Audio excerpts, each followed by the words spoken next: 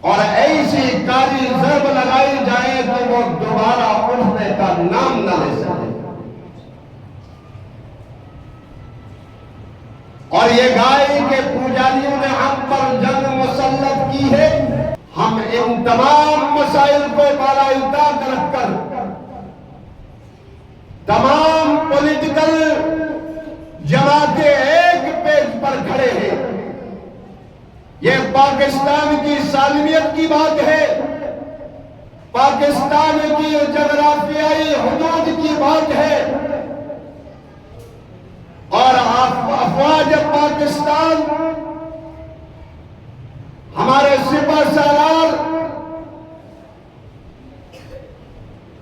General Asim Munir ان کو بتانا چاہتے ہیں ہم تیری پشت پر کھڑے ہیں۔